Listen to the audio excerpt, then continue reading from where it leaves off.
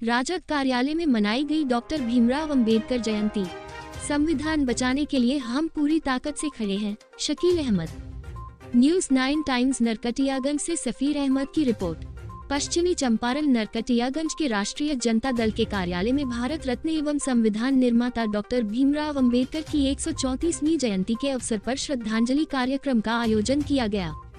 इस अवसर पर राजद नेता कन्हैया अग्रवाल उर्फ गुड्डू अग्रवाल ने तैल चित्र पर माल्यार्पण कर श्रद्धा सुमन अर्पित की। उनके साथ पार्टी के शेख भोला सहित पार्टी के कई वरिष्ठ नेताओं एवं कार्यकर्ताओं ने भी श्रद्धांजलि दी। कार्यक्रम को संबोधित करते हुए अखिलेश राज ने कहा, बाबा साहब डॉक्टर भीमराव अंबेडकर केवल संविधान निर्माता नहीं बल्कि सामाजिक न्याय और समानता के सबसे बड़े प्रतीक हैं।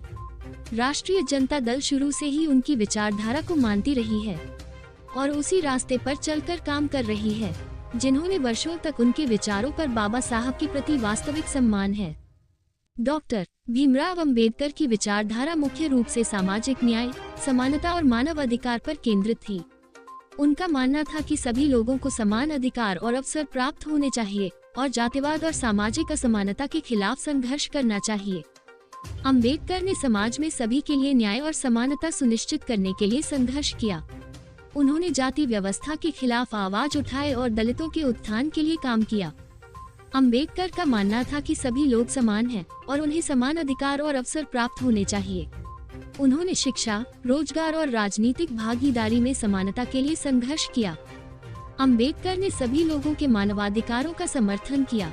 उन्होंने स्वतंत्रता, समानता और बंधुत्व के सिद्धांतों का पालन करने की बात कही। अंबेडकर शिक्षा को सामाजिक परिवर्तन का एक महत्वपूर्ण साधन मानते थे। उन्होंने शिक्षा के महत्व पर जोर दिया और सभी के लिए शिक्षा प्राप्त करने का अधिकार सुनिश्चित करने की बात कही। अंबेडकर ने एक लोकतांत्रिक और संवैधानिक राज्य के निर्माण की बात कही।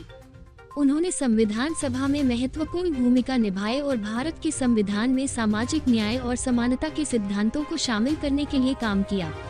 डॉक्टर अंबेडकर के विचार एवं मेहनत और सोच की ही सफलता है कि आज जातिवाद उच्च नीच का भेदभाव समाप्त हुआ। News 9 times. आज पूरे भारतवर्ष में महान न्यायाधीश बाबा भीमराव अम्बेडकर साहब का पावन जयंती तमाम दलित, पिछड़े, अति पिछड़े समाज और प्रबुद्ध वर्ग भी बड़ी धूमधाम से मना रहे हैं। आज वो भारत के प्रथम न्याय मंत्री थे, न्यायाधीश थे और हमारे संविधान के रचयिता थे, जिनके कारण आज खुली हवा में पिछड़े वर्ग के लोग, दलित समाज, अति पिछड़ा समाज सांस ले रहा है। और आज कुछ शक्तियां ऐसी आई हुई हैं जो इस देश को बर्बाद करने पर तुली हुई है और बाबा साहेब भीमराव अम्बेडकर की संविधान को तार तार कर देने लगी हुई है।